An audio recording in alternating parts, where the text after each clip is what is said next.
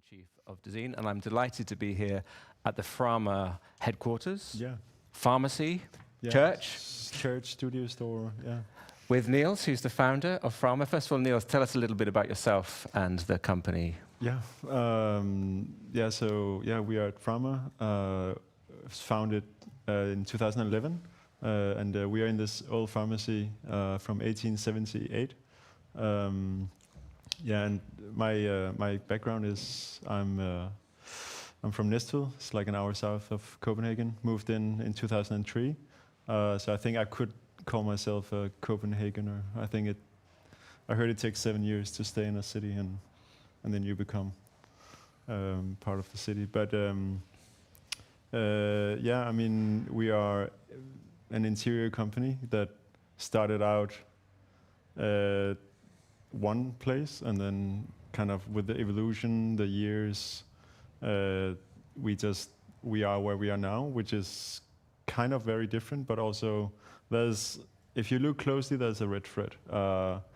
Today we're dealing with lots of different furnitures, but we also have skincare and more like a beauty, fragrances. We have books. We have an eatery as well in this space, and it's all some kind of holistic experience of hopefully some like very welcoming objects and people and spaces. So. Yeah. It's a really beautiful space. Tell us a little bit about where we are in Copenhagen. Obviously, the people who are here in the audience know because they had to find it. But for the people watching online, where are we in the city and what's in this building? Because this is the pharmacy store part, but you took me on an exploration earlier of all the other rooms, and you've got a team up there, and you've got, as you said, a restaurant. And to tell us where we are in the city and what else is in this building. I mean, I call Copenhagen like a village. The whole city is a small village, and this is a village in the village. So it's we're facing Nyboder. It's an old marine quarter built in the 1400-ish, and then kind of renovated again in the 1700, and then later on, now it serves the military and nurses. And then I think over the last 5-10 years, the area has like kind of transformed into like more like modernized, or like what you call just becoming a bit more what do you call it? Gentrified, urban and gentrified, and you're just a bit more alive, if you can call it. And it's been fun to see this like change over the many years. We've been here since 2014, and so it's in Copenhagen city center, but it feels almost like it's outside of city center because it's quite calm and quiet and peaceful. You have these like old houses. Again, this building is from 1878, and we're in this pharmacy, and up here there used to be the night watch, or the guy who was watching the shop in the night, and there was up here they were like loading off the medicine. They were making the medicine in the basement. Everything was like kind of homemade medicine. So it's a drugs factory. Exactly. Yeah. That's actually our core business now. But there's a lot of like there's a table in the basement that's kind of like leaning, and that's because you are rolling the pills down there, like rolling them as sausages, and then you were chopping them up. And people who still like remembers the pharmacy sales, it was smelling awfully of B vitamins. So homemade B vitamins smells really bad, according to them. So, but it has a lot of history, and we are a young company, and it's great to have this kind of stage, but we also have to like reinvent, And so Frama produces products, and it also has an interior design service. Is that right? Tell us about the things that the company does. I mean, so there's furnitures, which is like a variation, like assortment of couches and smaller, what do you call it? Items of furniture? Yeah, items of furniture. We have what we call home goods, which is like smaller goods. We have a range of lighting. We have the fragrances, skincare, and then yeah, we have our books, and then we do interior architecture, which is like projects we do in collaborations with clients that want. Let's say recently we did a new bakery for Juno. We do a restaurant. We do private residence, but it gives us a freedom to explore in terms of materials, textures, colors. You're quite limited when it comes to a product, or if you have a space, an interior architecture opportunity, it gives you a bit of exploration. Yeah. And you mentioned books a couple of times, which brings us to the reason why we're here today, exactly, because you're launching a new book called Perception Form. Yes. This is going to become a bit of a show and tell now. So here's the book. So what is the book all about? It started really as a very simple idea. A friend of mine is a photographer, Michael Falgren, and we had a Saturday, and we've been talking for a while about making this book concept where my home is full of objects and artifacts, and sometimes almost like it looks like archaeology who's like taking things from the soil and like bringing stuff home, and so we thought it would be interesting to kind of portrait these objects, and the layout is very simple, I would call it, but there's this plinth, and the plinth were actually from the Freemason over here, which is like a building 10 years older than this building, so from 1868, and they threw out a lot of beams, and then we were like kind of taking these beams that were like 3 meter long and 27 by 27, and then a few of them were turned into this plinth. So this is kind of the basic, the foundation of the book, basically, with these like different objects, and so you can view the book very banal and like say it's various objects on a plinth, but then the philosophical part of it is kind of like very big and universal, and yeah. How big and universal? No, do we have time to hear it now? Something that everyone can kind of, I guess, relate to, like, you know, when we kind of, if we remember when we were kids, or people have kids and they know how kids are like very, their imagination is, and they're very excited about very small things, and everything is very new for them, and they, you know, there's often very small things that they get very excited about, and I think there's something very precious to remind ourselves when we're growing up and getting older and more busy and our calendars getting full, and, you know, but like kind of remember this imagination, like if you're, I mean, Kai here is like a chef, he needs imagination when he's in the kitchen, or, you know, I think it's something that is very precious to kind of protect almost, you know. It's interesting you talk about how children perceive objects. I mean, children, they do become very attached to things, don't they? Often for illogical reasons. You know, if my daughter finds something on the beach on holiday, I think it's a piece of trash. For her, it's the most important memory. And then to try and get her to realize that she can't take it on the plane is like a catastrophic, that's devastating. Yeah, emotional disaster. That's the essence of the book, actually. Like it's very pure, you know, and it's. So when you go through these like various objects, it's also, it wants to kind of create a dialogue with the viewer or the reader, like again, so you see trash and your daughter sees a treasure, and I think you know, that's, yeah. Or I see argument at the airport. Yeah, exactly. Yeah.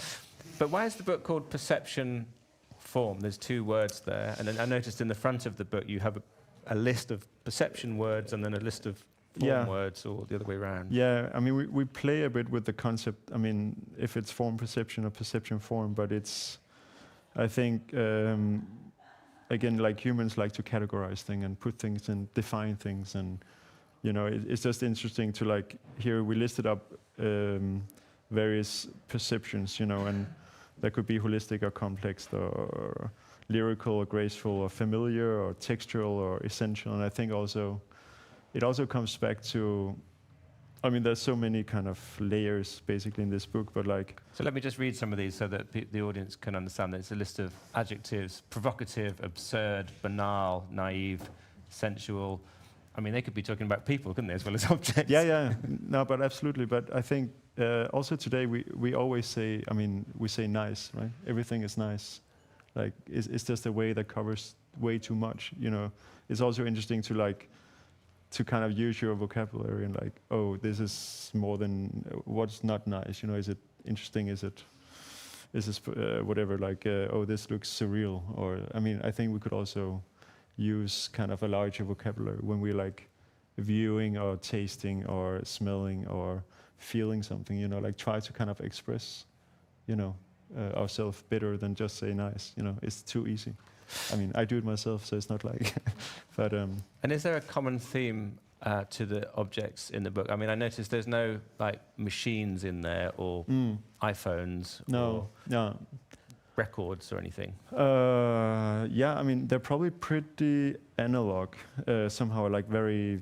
I mean, this is one object which is very difficult to see what it is, but it is a thing that was sitting under my window niche at the house. And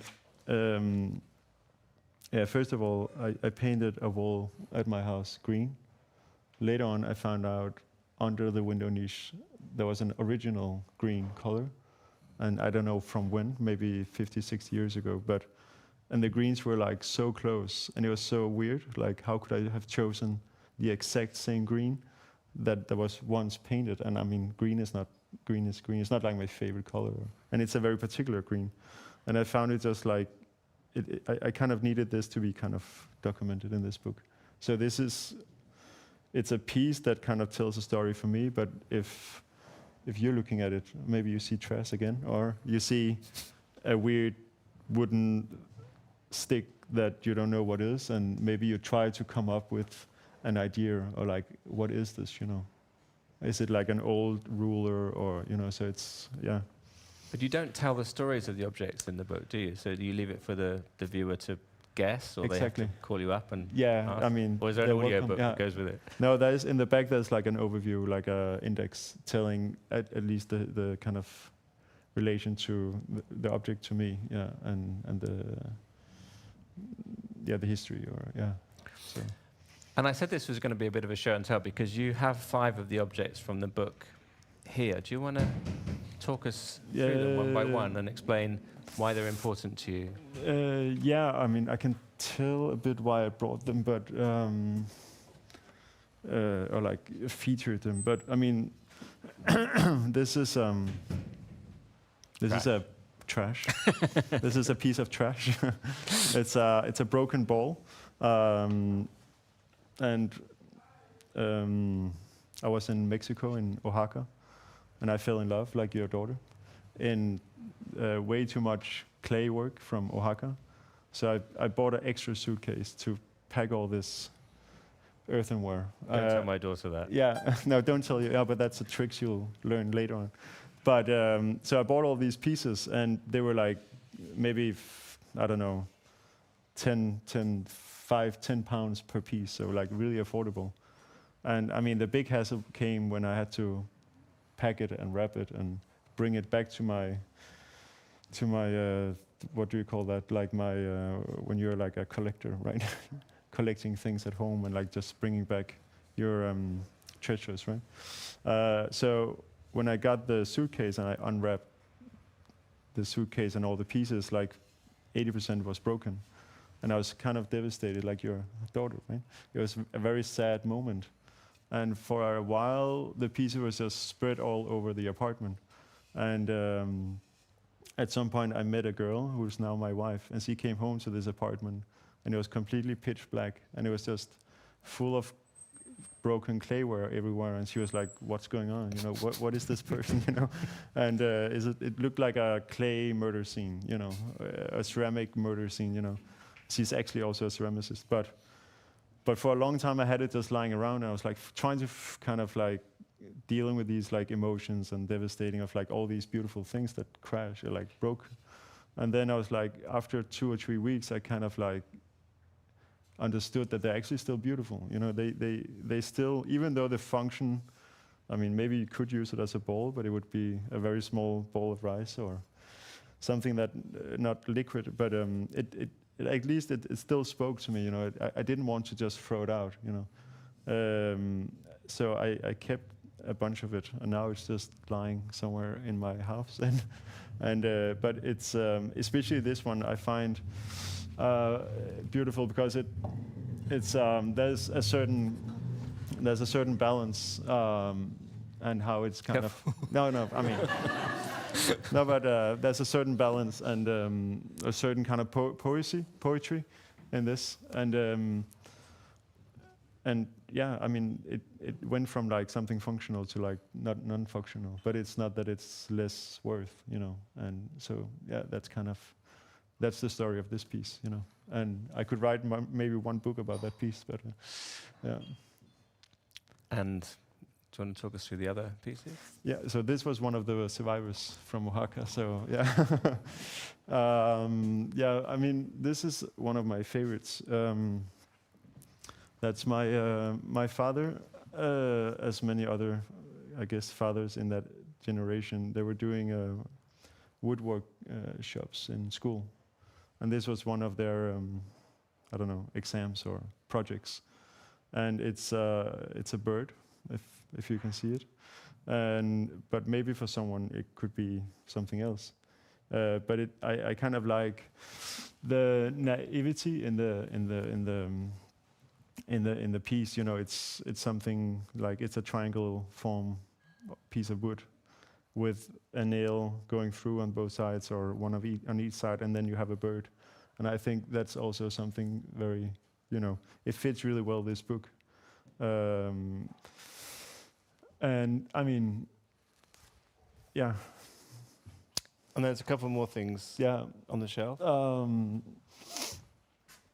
mean, this one, I owe someone because I bought this on a design market at the KADK, which is like the Royal Academy of Design. And they have like a Christmas market, and I found this one. And I believe it was a girl, but I don't remember who made it. But it's not that important for me, but it might be important for her. But I find it just, again, it shares a bit with the bird. The form is one kind of one matter, and then the color is another. How it's kind of like a bit like kind of raw in its kind of feel, and I think, you know, again, in this it could look like a piece of cheese. Maybe that's too old, but like a blue cheese, you know. But you know, it's just, I think it's when we take our time to kind of look at things. You know, we have very little time today. Everyone is very busy.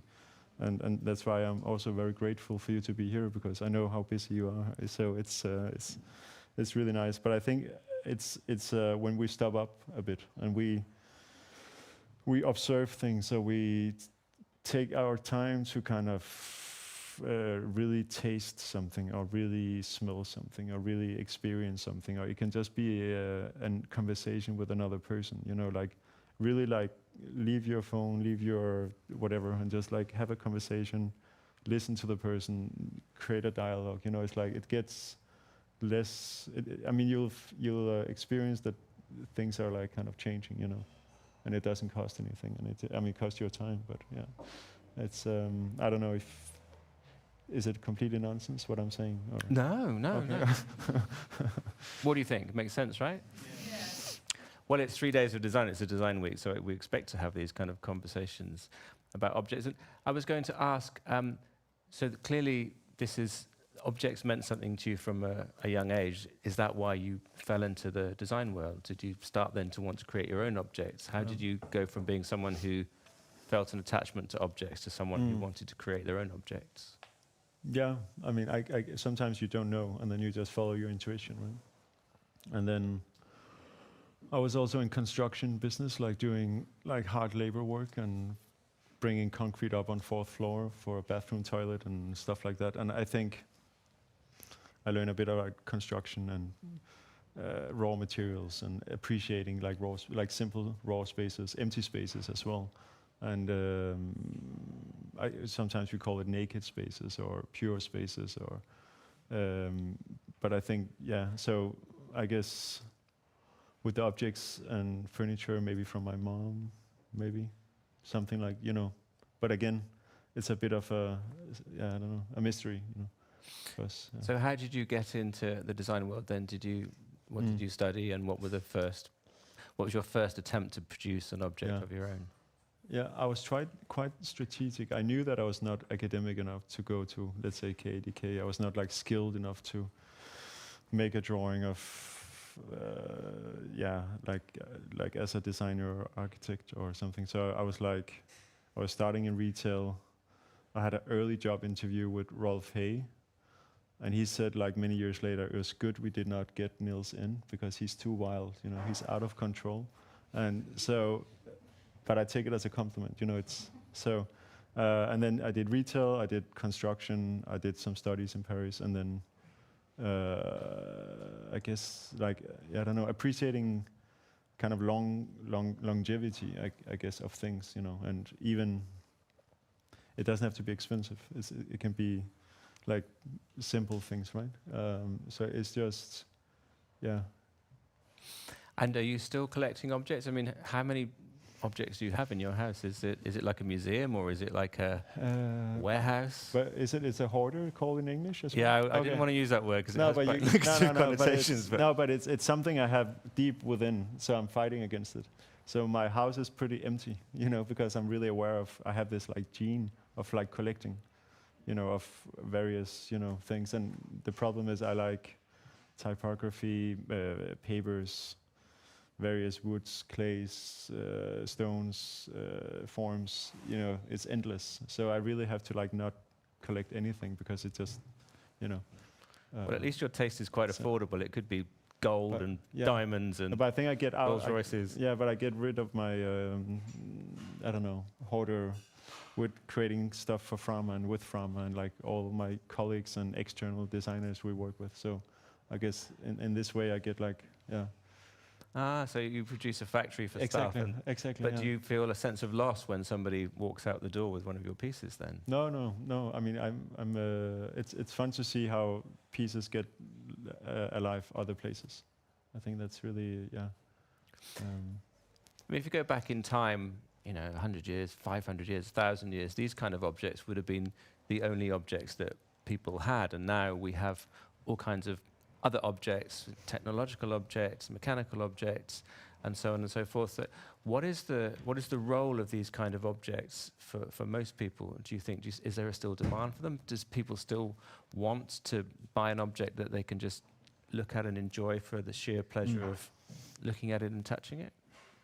I definitely think, I mean, we want to be connected with 5 or 6G or whatever it's called today, and we want infrastructure, we want, to be connected. But I also think there's the how do you say, the homes like that also wants these things, that also kind of as a counterbalance wants like simple homes with like pieces that kind of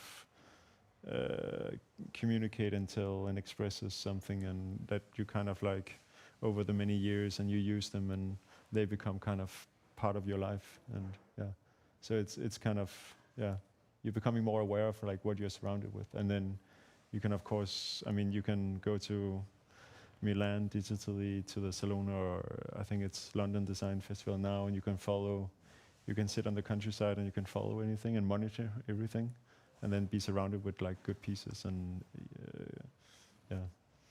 And what is the connection between the types of objects that you've selected for the book and the work that Frama does? Do these objects inform the work that you do? Do they just are they completely different? Are they influences for you, or what's the relationship? No, I think there's a clear kind of relationship. I mean, the glasses we see in the background. There's new glasses we're launching now together with a designer called Nikolai Lawrence. And I mean, I guess, I mean, they could definitely be in the book one way or the other, you know. And I think they also, I know that his approach to his glasses are also like, they should look like if a child made them, you know. So it's kind of the same approach to, yeah, to form an object and materiality, and yeah, that when you touch it, like these glasses also from the same collection, but you feel you're touching something that is made by a person, you know. And I think that changes from if you're touching something that is made by a machine. Not that I'm against that, you know, but it's just a different experience. So yeah, and I think yeah, it's a balance how to, you know, not just be surrounded by AI and 5G, but also a bit, yeah. And Denmark obviously has a kind of really strong design tradition, particularly in the last century. Do you feel that in any way part of that? Mm. Yeah, yeah, it's a really, I mean, it's a good question, because I was reading about this Japanese architect who was like trying to escape all his life of being a Japanese architect. Like he wanted another international language, and everybody's constantly told him, "Oh, it's so Japanese. I mean, it's clearly that you're from Japan." And he was like, "But that I don't want it to be from Japan, you know." But when he kind of got older, he kind of accepted and understood that he is from Japan. So he cannot, like, his roots are from Japan. You know, so whatever he does has a link to Japan, you know. And that's the same with us, I guess. Like I'm from Denmark, and I think we would have this like Danish route to whatever Scandinavian minimalism, functionalism, whatever, you know. But like, and I think despite we work with like on an international market and with international designers and international people and an international team, you know, it will still probably feel very like Danish. Yeah. So yeah. The architect you were just talking about, I read something recently, maybe it was the same story, that the architect of the World Trade Center, obviously it's 20 years since 9/11, Yamasaki was a Japanese American, and his architecture was influenced by Hispanic architecture in particular, and Islamic architecture he liked, rows of arches. And every time someone in America looked at it, they said, "Oh, the Japanese influence in this is so strong." And he was like, "It's not. Yeah, I'm trying to move it." Well, I don't know if it's the same person that you're talking about. No, but it's the same story for sure. Yeah. So I guess what you're saying is that your work will get branded as Danish design, even if it has nothing to do with the culture of Danish design. And I was in Milan at a lecture by Bjarke Ingels. Don't know if you've heard of him, sort of slightly well-known Danish architect. Sure. And he started off his talk by talking about the Danish word for design, which is, I can't pronounce it, but basically means form giving. Yeah, formgivning. Yeah. Which is also the Dutch word for design is form giving. So the idea that design in Danish, in linguistic terms anyway, means to give shape to something. Whereas the English word design is much more open. It's like, to me, it means like a process that you go through that could involve giving shape to something, or could involve coming out with an equation, or does that approach to design mean anything? Does the kind of the Danish definition of it inform the way that design happens here? Yeah, it also reminds me, I was reading a book called Human Space. That's the translated title from German. It was written in German, and in German, space is called Raum, and in Danish it's called Rum. But if you say space in English, it's immediately takes you out to, you know, I don't know, outer space, or, you know, and it's very difficult with words to kind of like take it from one language to another language, and then it changes completely the context or the and your question was that. Does the fact that... the formgivning thing, does that inform, do you think, I mean, not just for you, but people in Denmark, like, you're going to go and study design, you're going to go and study giving form to things.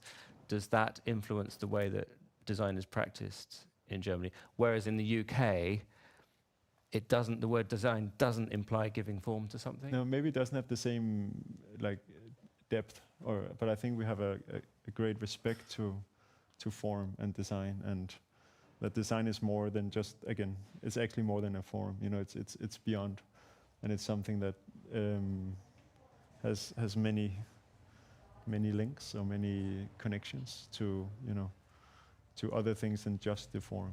It becomes more like more layers, if you can say that, maybe. And I guess what Bjarke was saying in his lecture is that that's the approach that his Bjarke Ingels group adopts. It's like, even though they're making enormous master plans or skyscrapers or whatever, at the end of the day, the form is really important, the way that it looks and the way that it functions. Mm-hmm. Yeah, I mean, probably, but also, I mean, hopefully the form also tells something about the logic behind the building and like the wayfinding, or because it's built in certain materials that, yeah. And also, obviously, with particularly with handheld objects, the form has a strong relationship to the way that it was made. If you're talking about a clay bowl, then of course it's a result of the material and the wheel and the hand of the maker. How does that, is that a process that manifests itself in the work that you do?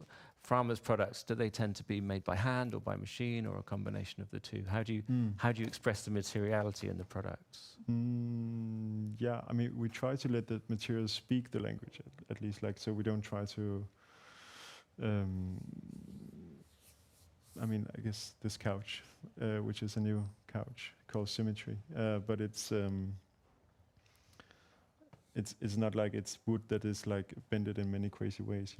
It's a pretty straightforward form, and you really understand it.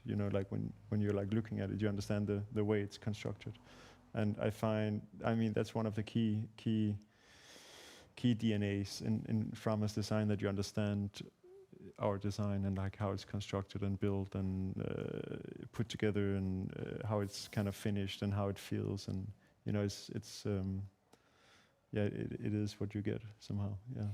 And what about the materials that you use? It seems that you use a lot of natural materials. Is that a philosophy, or would you also use plastic if you had to, or titanium, or I think carbon fiber? Yeah, I think we are.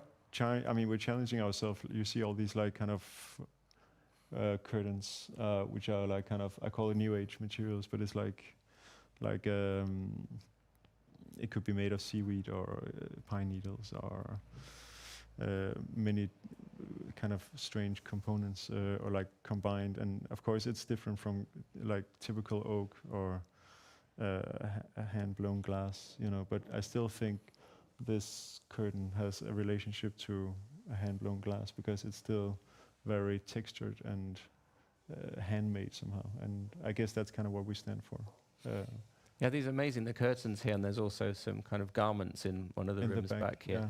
And so what is that? Is it experimentation with new materials? And are they all, is it somehow part of the environmental agenda to find new ways of making things from natural materials? Or Yeah, I mean, it's definitely to challenge ourselves and challenge our kind of material DNA, and to kind of see if there's other materials that could be interesting to combine with our existing universe. And these materials also give us I call it sci-fi materials. So like they have this like futuristic feel, and I think I mean, people say that the most sustainable you can build is wood. Like furniture is in wood, because when the wood grows up, it takes the CO2, and so it's a good kind of full circle material, as long as you're replanting, and but. So I think it's a very complex field of like what's sustainability, but I think we like to challenge ourselves, not just from an aesthetic point of view, but also like in like just in like research and explore, and then like with baby step, we will kind of like get wiser and more knowledgeable. And to bring the conversation around to where we started off with, I mean, obviously, we're still going through the pandemic. It's not over yet, which had a kind of huge emotional toll on people. People were stuck at home. This is probably for many people here the first time they've been on a plane or hanging out with their design world friends for over a year. Obviously, climate change is happening as well. And as I was getting on the plane in London this morning, BBC News was on in the terminal, and the headline was, climate change is causing mental health issues for people all around the world, which is, I mean, we've known that for a long time, but for the BBC to be reporting it means it must be kind of an unstoppable phenomenon. How do these kind of tactile, small-scale, handmade objects fit into that story? Do they give people comfort? Do they distract people from the world? Do they offer some kind of future? I think there's a sort of an emerging, almost battle in terms of how humanity is going to move forward. Is science going to save us, or do we need to kind of almost turn our back on that and go back to how things used to be? I mean, I don't know. I think one of the most important things is to kind of stay human, you know, like, and not like get mental issues and like lose ourselves, you know. Like, I think it's very important to stay human and feel we're not robots and humans, you know, but still kind of how to say live with digital like the transformation of the world, you know. I think it's not something we can just ignore. We have to like kind of and I think we do that as well as a company, you know. But Did you notice during the pandemic, during the lockdown, that you were selling more of a certain type of thing? Were people craving ceramic or wood or? Yeah, I mean, now you say it, but yeah, I mean, at least, I mean, I think like the whole like people being more aware of like how they live, what things they're buying or what they're spending their money on, or I mean, I think people are becoming much more aware of this and how they kind of choose to kind of do their shopping. I mean, it hasn't, you know, for us it's been, we're a tiny company, you know, so it's difficult to say how much it kind of affected or not affected, you know, but but we definitely feel like a continuous like demand, you know, in our pieces that kind of maybe gives people this feel of something like handmade, you know, but without being like unique, you know, I don't know what you call that, like art pieces, you know, but you get something that's crafted and made by people and also has, you know, I mean, good intentions, you know, like, you know, from people who's very passionate about what they're doing. So. Great. Well, it's been wonderful speaking to you. Does anybody have any questions for Niels? Or Marcus? Or me. You can always come and have a chat with him afterwards. Well, thank you so much. So presumably the book is on sale? Yes. I mean, we had to fly them in, so there's a limited, but they're arriving this week, so yeah. But yeah. No, oh, they can order a book then? Yeah, order online, yeah. No. But no, we have a few, you know, but otherwise they'll arrive this week, yeah. So. Fantastic. Well, thanks very much. Thanks very much for everybody for coming, and thanks for Frama for hosting this talk. Yeah, thank you for joining.